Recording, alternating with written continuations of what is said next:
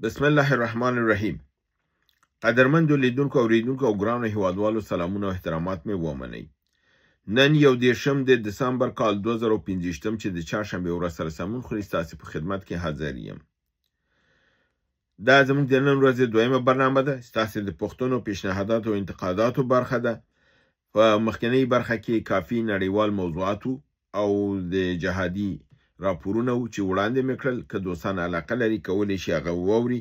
د ترکیې، د یوکراین، د یمن، د عربستان سعودي، د اسرائیلو، د ایران، د پاکستان، د تایوان، دغه ټول مسایل هلته شته دی. ټول مسایل شته دی. تاسو کولی شئ په دې ټول موضوعاتو باندې لږ لږ څه واورئ. راځم ستاسو پوښتنو ته. عاصم افغان ورور وایي چې ټرمپ د ایران حملې کولو اجازه اسرائیل ته ورکړې ده بغیر د اتومي حملې نه. بالکل کاملا ستاسو دا خبره دقیقه ده. ټرمپ اسرائیل ته دا ویلي دي که چېرته د میزایلونو د وجې نه ته په تشویش کې او په هغې بابت کې ته ګواښ ګورې حمله کوي، ته دا کولی شي. مګر هم که چېرته د اتومي مسلې دغه چې د اتوم استعمالي د اتوم د استعمالو مسله به اجازه نه درکول کېږي. بل دا چې د ایران د اتومي مسله اوس هغه ختمه ده، موږ هغه کاملا له منځه وړی. اوس تعجبوره دا ده چې دوی جنګ شروع کړ د اتوم په مسلې باندې، خو اوس خبرې کوي د میزایلونو چې ته میزایل مه جوړوه. نو یو مملکت چې ځان ته دفاع لپاره میزایل جوړ نه کړي، لاس خپې به ټول عمر مسلمانانو تړلي، همدې غربیانو ته به پراته نو خپله دوی به میزایل هم جوړوي، اسرائیل به میزایل هم جوړوي، اروپا به میزایل جوړوي او مسلمان به میزایل نه جوړوي.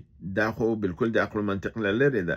لکه پاکستان چې وایي چې افغانستان اسلحه لري، خپله میزایل ټانک او تیاري لري. افغانستان وایي اسلحه څه شی اسلحه لري؟ افغانستان خو بېچاره هېڅ هم نه لري. نو دا دوی لاس تړلي دښمنان غواړي. دښمني کوي خو لاس تړلي دښمني غواړي. ګوم ګول په نامه یو ورور ویلي چې دوستم وایي چې طالبان د موږ سره مذاکرات ته نه کینی، او که نه موږ به یې مجبور کړو چې دوی موږ سره کینی. طالبان د دوستم سره کینی، مذاکرات وکړي او که نه. زما په نظر باندې نه. په دې باندې چې دا ازمایل شوی هغه خبیثه څیره ده د تاریخ چې دا بې تعلیمه بې سواده انسان دی او دا په کمونستانو په لاس باندې د روسانو په لاس ولوبېده، بیا د امریکایانو په لاس باندې ولوبېده، د پاکستانیانو په لاس باندې ولوبېده. دا نه دین لري، نه مذهب لري، نه مور لري، نه پلار لري. دا بېدینه بې پلاره یو انسان دی. دا دوستم دا باید محاکمه شي. د ده سره ناسته نه ده.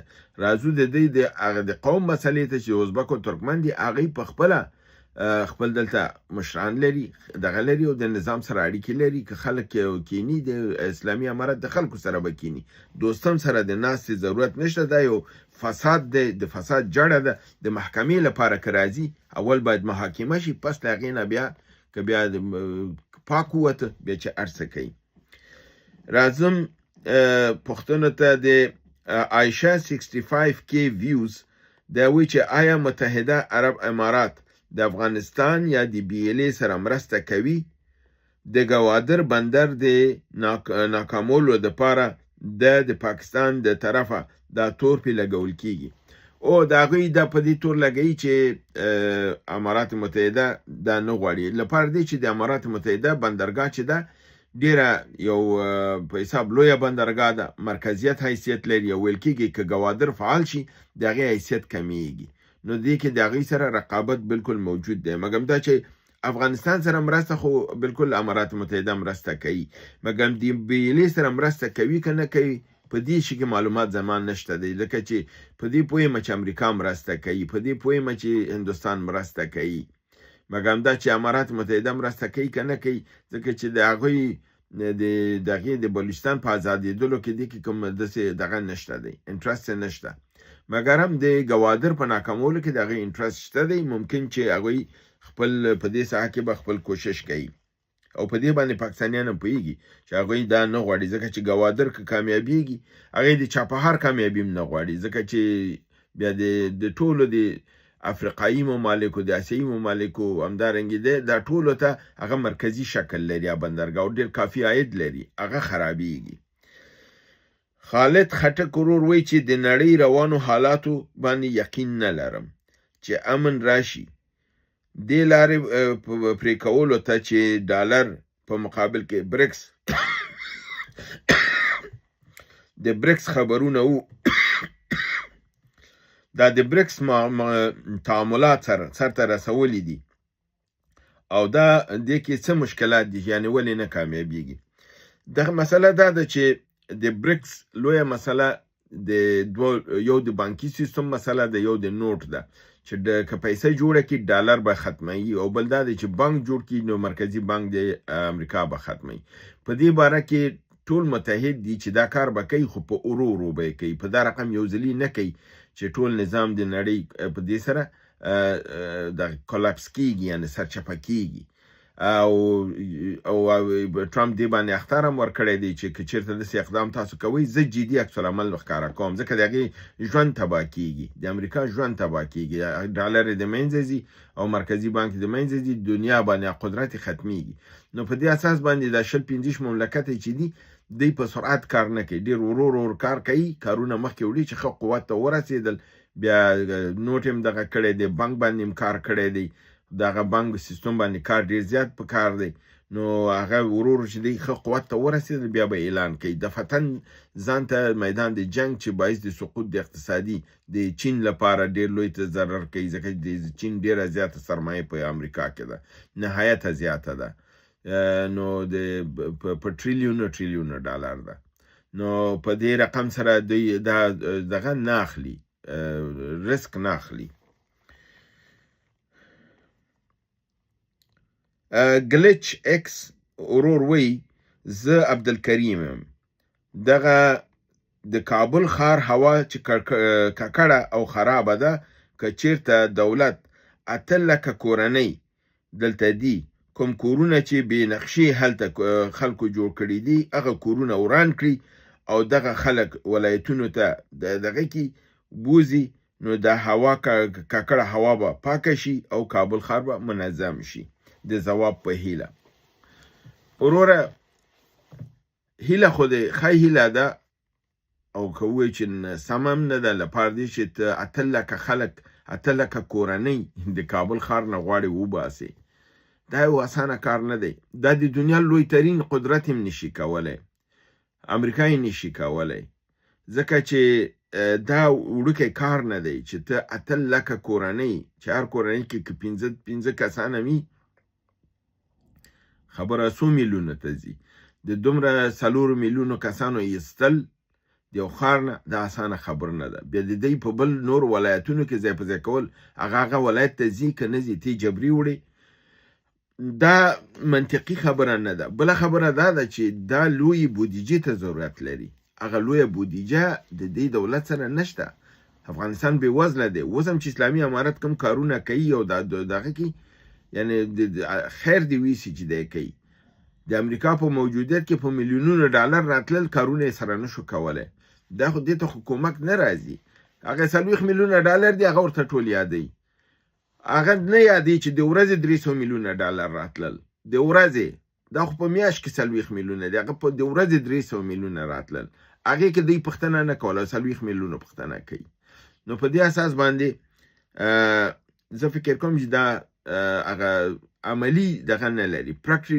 پراکټیکل دغه نه لري ساید نه لري نو لپاره دې دا عملي کېدلی نشي او لوی نه لوی حکومت نشي کولی په افغانستان خو ضعیف حکومت دی او بل دا دی چې اقتصادي ناتواني لري نو دا خلک ایستل کېږي نه او بیا دا دی چې د خلکو په ایستلو سره هوا کړکېچنه حالات نه پاکېږي که ته غواړې چې هوا پاکه کړي په عوض دې چې دا مصرف په هغې باندې کوې چې 8 لکه کورونه وران کړي او 8 لکه کورنۍ دیز نه وباسي او نور ښارونه یې ویسي ولې هغه مرجع د کړکېچن هوا چې ده هغه د منځه نه وړي ربړ سوځول دي زغالو مصرف دی د ده په عوض باندې پاکه انرژي راشي او په عوض د دې خلکو ته داسې منابع برابر شي چې هغې کور هم ګرم شي او کړکېچنه هوا هم جوړه نه کړي نو په دې باندې مصرف کم راځي نسبت په هغې طرف باندې ستاسو دا تیوري چې ده دا قابل د عمل نه ده او عملي کېدلې د دې نظام لپاره ممکنه نه دي قوي مملکتونه یې نشي کولی که همدغه پروژه ته په انګلستان کې ورکړي دولت چې د لندن د ښار نه یو ځلي 4 میلیونه انسانان وباسه او کورونه یې مران که او په نور ښارونو کې بیا جبري ځای په ځای که یعنې دغې باندې که انګلستان دا کار کوي حداقل 10 کاله نیسي نو د لپاره دا پریکټیکل کار نه دی. عمار بدري ورور پوښتنه کړې ده، پوښتنه یې واضح نه وه او زه پې پوه نه شوم چې زه یې داسې ځواب ورکړم. هیله دا ده چې پوښتنه لیکئ، واضح ولیکئ او مطلب خپل پکې ماته معلوم کړئ چې تاسو غواړئ څه. تاسو مطلب نه معلوموئ آخر کې ماته وایئ چې په دې باندې خبره وکړه، په چیش باندې زه خبره وکړم. ته خپل سوال او پوښتنه دې واضح کړه چې زه پې نظر ورکړم.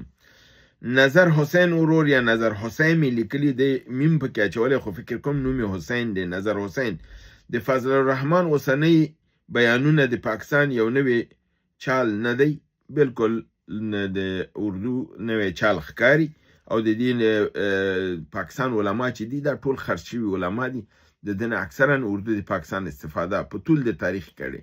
که د جمعیت العلماء تاریخچه وګورئ، جمعیت اسلامي تاریخچه وګورئ، که د مسلم لیگ نه تاریخچه وګورئ، دا ټول پوځیانو استعمال کړي دي او دغه اسلامي لبیک اسلامي چې جوړ که خپله یې جوړ که خپله یې استفاده وکړله چې د دې په مقابل کې ودرېدل ټول یې ووژل. نو دا رقم ته کېدی شي چې دا سټرینډ چې دی دا د پاکستان د پوځ په اشاره سره اوسي. زیب اکس زیف وایي تاسې زما پوښتنې ته ځواب ونه ویل.